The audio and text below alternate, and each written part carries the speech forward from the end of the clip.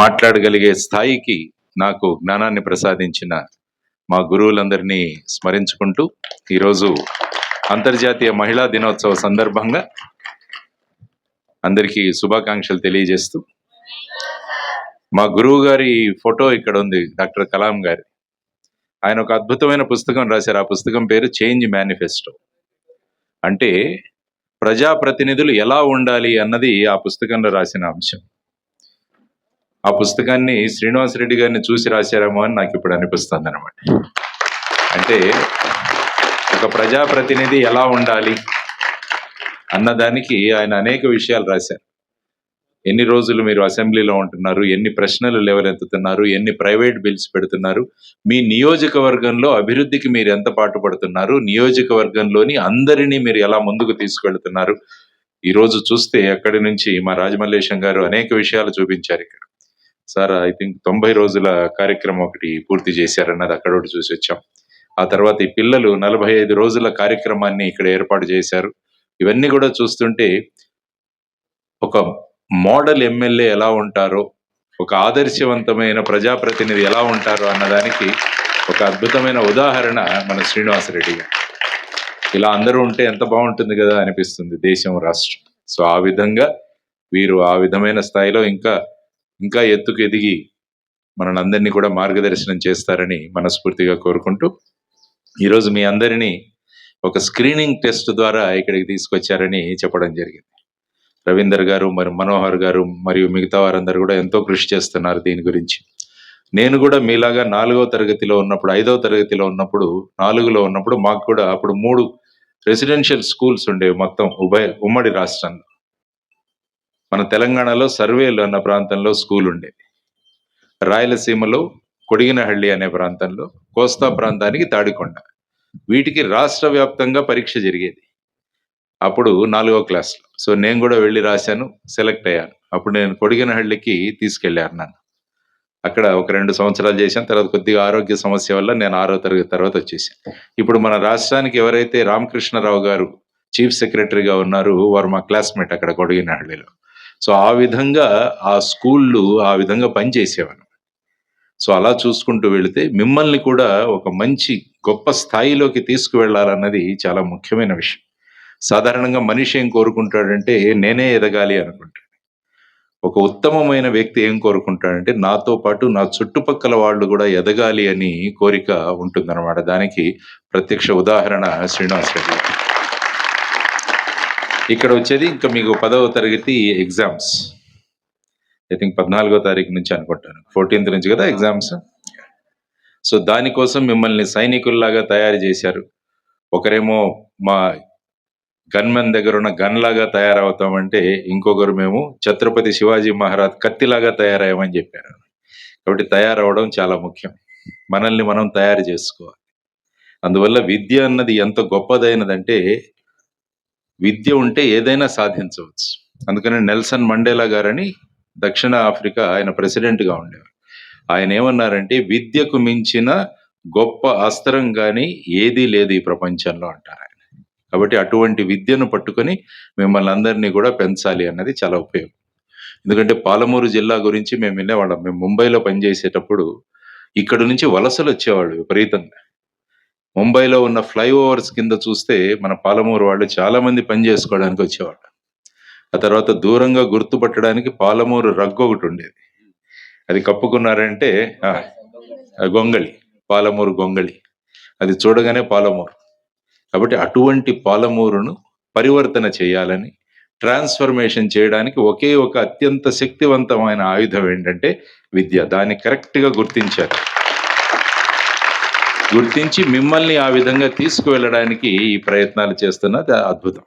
కాబట్టి మీరందరూ చెప్పారు, మీ అందరికీ గోల్ ఏంటంటే ఇక్కడే మన మహబూబ్ నగర్లో మన ప్రాంతంలో ఉన్న IIITలో జాయిన్ అవ్వడం అని చెప్పేసి. IIIT ఒక్క కోర్స్ ఏంటంటే అది 10వ తరగతి మార్కుల మీద ఆధారపడి ఉంటాయి. తర్వాత మీరు చూసారా లేదో, శ్రీరామ్ లైఫ్ ఇన్సూరెన్స్ వాళ్ళు 2.2 కోట్లు ప్రకటించారు.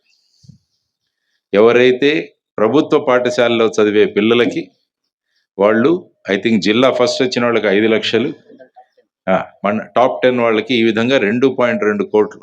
కాబట్టి మన ఈ పరీక్షల్లో మీరు బ్రహ్మాండంగా రాయాలి. ఎందుకంటే పరీక్షల్లో మార్కులు బాగా వస్తున్నాయి. 597 అవుట్ ఆఫ్ 600, 598 అవుట్ ఆఫ్ 600, ఇవన్నీ కూడా నేను చూస్తుంటాను, ఫ్లెక్సీలు చూస్తుంటాను నేను ఎక్కడికి వెళ్ళినా కూడా.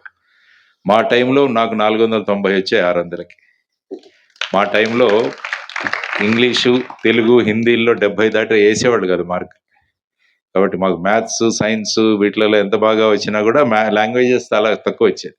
కాబట్టి ఇన్ జనరల్ మార్కులు కూడా పెరిగాయి. కాబట్టి మీరు కూడా బాగా చదువుతున్నారు, అది చాలా సంతోషకరమైన విషయం. కాబట్టి ఇప్పుడు మీ ముందున్న ఇది 14వ తారీఖు మొదలయ్యే మీ పరీక్ష. దీన్ని ఎలా చేయాలి అన్నది మీరందరూ కూడా ఆలోచించుకునే ఉంటారు.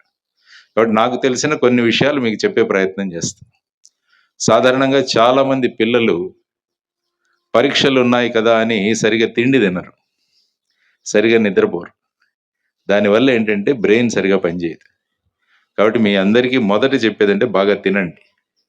నెంబర్ 2, బాగా నిద్రపోండి. ఎందుకంటే నిద్ర 6 నుంచి 7 గంటలు మనం నిద్రపోకుంటే ఏమంటే బ్రెయిన్ సరిగా పనిచేయదు. తినకుంటే ఏమవుతుందంటే, ముఖ్యంగా అమ్మాయిలు ఎగ్జామ్ హాల్కి వెళ్ళేటప్పుడు టిఫిన్ చేయకుండా పోతారు. కరెక్ట్గా కూర్చొనే సమయానికి మనకు ఆకలి మొదలవుతుంది. అప్పుడు బ్రెయిన్ ఏం చేస్తుందంటే దాని పని దాన్ని చేస్తుంది. నీకు ఆకలి ఉంది, ఆకలి ఉంది, ఆకలి ఉందని మీ బ్రెయిన్ మిమ్మల్ని కొడుతూ ఉంటుంది. కాబట్టి మన బ్రెయిన్ ఆక్యుపైడ్ అయిపోతుంది. దాంతో చదివిన విషయాలు మర్చిపోతాం. కాబట్టి ఎగ్జామ్ రోజు వెళ్ళేటప్పుడు సక్రమంగా తిని బ్రహ్మాండంగా వెళ్ళండి. ఎగ్జామ్ హాల్కు వెళ్ళిన తర్వాత ఎవరితో మాట్లాడద్దు. ఎందుకంటే ఎవడో ఒకడు వచ్చి అడుగుతాడు, ఆ చాప్టర్లో ఈ క్వశ్చన్ వస్తుందంట. అది చదివి ఉండకపోవచ్చు నేను.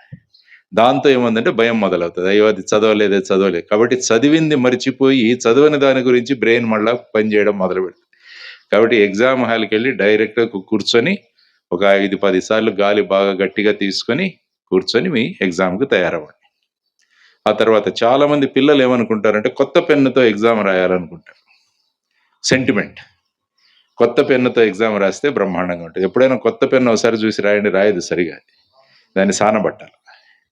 కాబట్టి మీరు ఏం చేస్తారంటే ఒక 4-5 పెన్నులు ఏవైతే రాయాలనుకుంటున్నారో ఈ రోజు తీసుకొని దాన్ని తయారు చేసుకొని పెట్టుకోండి. స్మూత్గా రాయాలి పెన్ను. అప్పుడు ఏముంటుందంటే మనం కూడా బ్రహ్మాండంగా రాయగలం. కాబట్టి కొత్త పెన్నులు ఈ రోజే తెచ్చుకొని వాటిని ప్రాక్టీస్ చేసి మన శస్త్రాలు, మన ఆయుధాలను మీరు సిద్ధంగా పెట్టుకోవాలి. అది ప్రధానంగా చేయాల్సిన ముఖ్యమైన విషయం. చాలా మంది పిల్లలు ఏం చేస్తారంటే ఆ ఎగ్జామ్ అయిపోయిన తర్వాత ఆ ఎగ్జామ్ క్వశ్చన్ పేపర్ గురించి డిస్కస్ చేస్తుంటారు. డిస్కస్ చేయొద్దు. ఎందుకంటే ఎగ్జామ్ అయిపోయింది. ఏం చేస్తారు దాని గురించి డిస్కస్ చేసి? ఎగ్జామ్ రాసిన తర్వాత ఆ ఎగ్జామ్ గురించి మర్చిపోయి నెక్స్ట్ ఎగ్జామ్కి మనం ప్రిపేర్ అవ్వాలా. అది చాలా ముఖ్యమైన విషయం మీ అందరికీ. కాబట్టి ఇటువంటి విషయాలు కొన్ని కనుక ఫాలో అవుతే బ్రహ్మాండంగా విజయాలు మీరు సాధించగలరు అన్నది నా ప్రత్యక్షమైన అనుభవం మీకు చెబుతాను. మీరు బ్రహ్మాండంగా ప్రిపేర్ అయ్యారు కాబట్టి ఇంక ప్రిపరేషన్ గురించి నేనేం మాట్లాడను. ముందే చెప్తారు, మంచి క్వశ్చన్ ఫస్ట్ రాయండి అని చెప్తారు మామూలుగా. ఎందుకంటే first impression is best impression. కాబట్టి కరెక్ట్ చేసేవాళ్ళు కూడా ఫస్ట్ క్వశ్చన్ మీరు ఇచ్చిన రిప్లైని బట్టి మీ కెపాసిటీని గురించి ఆధారిస్తారు. మంచి అక్షరాలతో రాయండి, హ్యాండ్ రైటింగ్ బాగుండి ఎక్కడ కొట్టివేతలు లేకుండా మీరు గనక రాస్తే ఎవాల్యుయేట్ చేసే వాళ్ళకి ఈ స్టూడెంట్కి బాగా తెలుసని ఆటోమేటిక్గా తర్వాత ఇలా టిక్కులు కొట్టుకుంటూ వెళ్ళిపోతుంటారు. టిక్కులను బట్టి మార్కులు ఇస్తారు. సో ఆ విధంగా ఫస్ట్ క్వశ్చన్ని బ్రహ్మాండంగా చేయండి. ఏ క్వశ్చన్కి ఎంత రాయాలన్నది కూడా చాలా ఇంపార్టెంట్. ఒక క్వశ్చన్ 1 మార్క్ ఆన్సర్ ఉంటుంది, కానీ మాకు తెలుసు కదా అని 3 పేజీలు రాస్తే ఎలా, దానికి ఎంత వస్తుంది? మ్యాక్సిమం 1 మార్కే వస్తుంది. కాబట్టి ఏ క్వశ్చన్కి ఎంత రాయాలన్నది మీరు తెలుసుకొని అంత మాత్రమే రాయండి, సరిపోతుంది. నాకు తెలుసు కదా అని రాస్తే మనం టైం పోతుంది దాంట్లో. సో ఈ విధంగా మీరు ఎగ్జామినేషన్ ప్లాన్ కనుక వేసుకోగలిగితే బ్రహ్మాండంగా ఉంటుంది. తర్వాత ఎగ్జామ్ ముందు, ఇంతకుముందు సార్ చెప్పినట్టు, ఆ పిల్లలు చెప్పినట్టు పుస్తకం ముందు పెట్టి కూర్చొని ఉంటాం. పుస్తకం ముందు ఎంత టైం ఉన్నాం అన్నది ఇంపార్టెంట్ కాదు, మనం ఎంత టైం ఎఫెక్టివ్గా చదివామన్నది చాలా ముఖ్యం. అందుకనే మీ క్లాసులు 10 గంటలు పెట్టేయచ్చుగా, మ్యాథ్స్ 10 అవర్స్ ఎందుకు పెట్టరు కంటిన్యూస్గా? గ్రాస్పింగ్ పవర్ 45 మినిట్స్ వరకు ఉంటుంది మనకి. ఆ తర్వాత బ్రేక్ కావాలి. అదేవిధంగా మీరు ఎగ్జామ్ ప్రిపేర్ అవుతున్నప్పుడు కూడా 45 మినిట్స్ చదవండి, ఓ 5-10 మినిట్స్ బ్రేక్ ఎంచుకొని నెక్స్ట్ వచ్చేసుకోండి. సో అలా చేసుకుంటూ వెళితే ఈ 4-5 రోజులు ఏదైతే ఉందో దాటిని ఎఫెక్టివ్గా మీరు సాధించవచ్చు అన్నది ఒక ముఖ్యమైన విషయం. మీకు ఇంకా ఎగ్జామ్స్ దగ్గరగా ఉన్నాయి కాబట్టి, పివి సింధు తెలుసా మీ అందరికీ? భారతదేశానికి 2 మెడల్స్ తీసుకొచ్చింది. ఒకసారి బ్రాంజ్ మెడల్, ఇంకోసారి సిల్వర్ మెడల్ బ్యాడ్మింటన్. ఆమె ఒకసారి చెప్పింది, ప్రెస్ వాళ్ళు అడిగారు, మీరు ఎలా మెడల్స్ తీసుకొచ్చారంటే ఆమె చెప్పింది ఏంటంటే, నేను నా ఒలింపిక్ గేమ్స్ ముందు 4 నెలల ముందు నేను నా మొబైల్ ఫోన్ స్విచ్ ఆఫ్ చేసేసి లాకర్లో పెట్టేశాను అన్నది. ఎందుకంటే డిస్టర్బెన్స్ ఉంటుంది. కాబట్టి డిస్టర్బెన్స్ ఏదైతే మనల్ని కలిగిస్తుందో దాన్ని పక్కన పెట్టేయాలి. అదేవిధంగా అమ్మాయి ఐస్ క్రీములు విపరీతంగా తినేదట. ఒకసారి కూర్చుంటే 10 ఐస్ క్రీములు తినేది. కాబట్టి ఐస్ క్రీమ్ కూడా వదిలేసింది. కాబట్టి మనం ఏదైనా సాధించాలంటే కొన్ని విషయాలు మనం త్యాగాలు చేయాలి. ఆ విధంగా ఆమె త్యాగాలు చేయడం వల్ల భారతదేశానికి 2 మెడల్స్ తీసుకొచ్చింది. కాబట్టి మీరు కూడా పరీక్షల ముందు మిమ్మల్ని ఏదైతే డిస్టర్బెన్స్ చేస్తోందో, ఆ పుస్తకం వైపు వెళ్లకుండా మిమ్మల్ని చేస్తోందో వాటిని పక్కన పెట్టాల్సిన అవసరం చాలా ఉంది. ఇదొక ముఖ్యమైన విషయం. ఆ తర్వాత ట్రిపుల్ ఐటీలో 2 రకాల ట్రిపుల్ ఐటీలు ఉన్నాయి మీకు. ఒకటి రాజీవ్ గాంధీ RGKUT అనుకుంటారు. Rajiv Gandhi knowledge university centres, అక్కడ ఒకటి బాసర్లో ఉంది, తర్వాత అటు సైడ్ చూస్తే నూజివీడ్లో ఉంది, ఆ తర్వాత పులివెందల్లో ఉంది అనుకుంటాను, ఇక్కడ మనకు. సో ఈ విధంగా ట్రిపుల్ ఐటీలు ఉన్నాయి. ఈ ట్రిపుల్ ఐటీల్లో ముఖ్యంగా 10th క్లాస్ మార్కుల మీద మీకు ఐ థింక్ జిల్లాకు కొంతమందిని సెలెక్ట్ చేసుకుంటారు అనుకుంటాను, ఆరు మండల్కు సెలెక్ట్ చేసుకొని మిమ్మల్ని పంపిస్తారు. ఇంకొన్ని ట్రిపుల్ ఐటీలు ఉన్నాయి. అవి ఎక్కడ ఉన్నాయంటే మన గచ్చిబౌలిలో ఒకటి ఉంది, మీరు చూసారో లేదా ట్రిపుల్ ఐటీ. తర్వాత కొన్ని ట్రిపుల్ ఐటీస్ ఉన్నాయి. తర్వాత కర్నూలులో ఒక ట్రిపుల్ ఐటీ ఉంది. వీటన్నిటికీ ఏమవుతుందంటే ఇంటర్మీడియట్ తర్వాత మీ సెలెక్షన్ అవుతుంది. ఇంటర్మీడియట్లో మీరు జేఈఈ మెయిన్స్ రాస్తే జేఈఈ మెయిన్ ద్వారా మీకు ఎన్ఐటీల్లోను, ట్రిపుల్ ఐటీల్లోను, గవర్నమెంట్ ఫండెడ్ ఇన్స్టిట్యూట్ ఆఫ్ టెక్నాలజీస్లోను మీద ఉంటుంది. అదే మీరు జేఈఈ అడ్వాన్స్లో క్వాలిఫై అయితే ఎక్కడ వస్తుంది సీటు? ఐఐటీల్లో సీట్ వస్తుంది. కాబట్టి మీకు 10th తర్వాత మార్కుల మీద వచ్చే ఏకైక ఎంట్రీ ఏదైతే ఉంటుందో అది ట్రిపుల్ ఐటీ. తర్వాత ఇంటర్మీడియట్ తర్వాత మీరు ఏం చేయాలన్నా కూడా ఒక ఎగ్జామ్ రాయాలి. ఇంజనీరింగ్ కాలేజీల్లో రాయాలంటే జేఈఈ మెయిన్ రాయాలి. అదేవిధంగా మీరు డాక్టర్లు కావాలనుకుంటే నీట్ రాయాలి, లాయర్లు కావాలనుకుంటే క్లాట్ రాయాలి, సిఏకి వెళ్ళాలంటే సిఏ ఎగ్జామ్ రాయాలి. కాబట్టి మార్కుల ఆధారంగా ఇచ్చే ఒకే ఒక ఎంట్రీ ఏంటంటే మీకు ట్రిపుల్ ఐటీ. ఇంటర్మీడియట్ తర్వాత మీకు ఎన్ని మార్కులు వచ్చినా కూడా ఆ ఎగ్జామ్లో కనుక పాస్ అవ్వకుంటే మీకు భవిష్యత్తులో అక్కడ సీట్లు రావు. అంటే మినిమం 75% అయితే రావాలి మినిమం. సో ఆ విధంగా మీరు ఇప్పుడే ప్లాన్ చేసుకోవాలి. సపోజ్ ఫర్ ఎగ్జాంపుల్ ట్రిపుల్ ఐటీలో మీ అందరికీ వస్తుందనే అనుకుందాం. ట్రిపుల్ ఐటీలో ఎలాగ ఉంటుందంటే మీరు ఐ థింక్ 5 సంవత్సరాలు కదా, 6 సంవత్సరాలు ఇంటర్మీడియట్, ఆ తర్వాత ఇంజనీరింగ్, ఈ 2 కూడా చేస్తారు మిమ్మల్ని. కాబట్టి ఆ విధమైన అవకాశాన్ని వినియోగించుకోండి. దానికి కావాల్సింది 10thలో మంచి మార్క్స్ రావాలి. తర్వాత మీరు ఇన్ జనరల్ స్టూడియస్గా తయారవ్వాలంటే ఏం చేయాలి? మీరు మంచి స్టూడెంట్గా తయారవ్వాలంటే ఏం చేయాలంటే దానికి 5 స్టెప్స్ ఉన్నాయి. 5 స్టెప్స్ చెప్తాను మీకు. ఫస్ట్ వచ్చేసి ఒక పాఠం 4 పేజీలు అనుకుందాం, ఒక లెసన్ 4 పేజెస్. ఆ లెసన్ చదివిన తర్వాత మీరు దాన్ని 2 పేజీల్లో దాని సారాంశం రాయాలి. ఇది మీకు ఒక first assignment or first quality మీలో ఉండాలి. ఇప్పుడు మా ప్రెస్ వాళ్ళు చాలామంది ఉన్నారు, ఎడిటోరియల్ అని వస్తుంది పేపర్లో, ఎడిటోరియల్, అది మాకు టైం ఎక్కువగా లేకుంటే ఎడిటోరియల్ చదివేస్తాం. అంటే ఇంత పెద్ద దాన్ని వాళ్ళు ఏం చేస్తారంటే ఒక 250 wordsలో రాస్తారు, సారం తీస్తారు.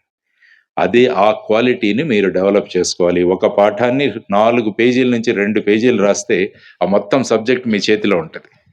దాంట్లో ఎటువంటి ప్రశ్న ఇచ్చినా కూడా మీరు రాయగలరు. ఇది నెంబర్ 1. నెంబర్ 2 మీరు చేయాల్సింది మీ ఫ్రెండ్కి కానీ ఎవరికైనా మీరు టీచ్ చేయాలి. ఇంతకుముందు మీరు అన్నారు కదా ఇక్కడ మీకు టీచింగ్ కూడా ఇక్కడ నేర్పించారని చెప్పేసి. ఎప్పుడైతే మనం టీచ్ చేస్తామో టీచర్లకు ఎందుకు అన్నీ గుర్తుంటాయి? వాళ్ళు టీచ్ చేస్తారు కాబట్టి ఇది బ్రెయిన్లో ఉండిపోద్ది. అదేవిధంగా మీరు కూడా మీ ఫ్రెండ్కి టీచ్ చేయడం మొదలు పెడితే ఆ సబ్జెక్టు పర్మనెంట్గా మీ బ్రెయిన్లో ఉండిపోద్ది, లేకుంటే ఎగ్జామ్ తర్వాత మర్చిపోతాం. ఇది 2వ క్వాలిటీ. 3వది వచ్చేసి మీ టాలెంట్ అంతా కూడా టైం బౌండ్గా మీరు ఆన్సర్ చేయాలి ఏదైనా క్వశ్చన్. ఇప్పుడు 10th క్లాస్ ఎంత టైం ఉంటుంది మీకు? 2.5 hours, 3 hours. సో 3 hours ఇన్ని క్వశ్చన్స్ సాల్వ్ చేయాలి. కాబట్టి టైం ఈజ్ వెరీ ఇంపార్టెంట్. కాబట్టి మీరు చేయాల్సింది ఏంటంటే టైం పెట్టుకొని క్వశ్చన్లు ఆన్సర్ చేయడం మొదలు పెట్టండి. టైం పెట్టుకొని క్వశ్చన్ పేపర్ ఆన్సర్ చేస్తే మీకేమవుతుందంటే మళ్ళీ యూ బికమ్ స్టూడియస్. కాబట్టి థర్డ్ క్వాలిటీ ఏంటి? టైం పెట్టుకొని ఎగ్జామ్స్ రాయడం. ఫోర్త్ క్వాలిటీ ఏంటంటే మీరే క్వశ్చన్స్ తయారు చేయడం. ఇంతకుముందు మీరు చెప్పారు కదా, ఆ అమ్మాయి రాకున్నా కూడా నేను సోషల్లో చాలా టఫ్ క్వశ్చన్స్ అడిగానని చెప్పింది. మనం క్వశ్చన్లు తయారు చేయడం. కాబట్టి ఈ 4 క్వాలిటీస్ ఎవరి దగ్గరకైతే ఉంటాయో వాళ్ళు ఎప్పటికీ ఏది మర్చిపోరు. మొదటిది లెసన్ని హాఫ్ పేజెస్లో సమ్మరైజ్ చేసి రాయడం. రెండవది మీరు టీచ్ చేయడం. మూడవది టైం పెట్టుకొని ఎగ్జామ్స్ రాయడం. నాలుగవది వచ్చేసి మనమే క్వశ్చన్ పేపర్లు తయారు చేయడం. ఈ 4 స్టెప్స్ మీరు చేయగలిగితే బ్రహ్మాండంగా మీరు ఎప్పుడు ఇది కేవలం 10th కోసమే కాదు, మీరు రేపు ఇంటర్మీడియట్ కానీ, రేపు డిగ్రీ కానీ, రేపు ఏ దానికైనా కూడా ఈ 4ని మీరు ప్రాక్టీస్ చేయండి. ఇది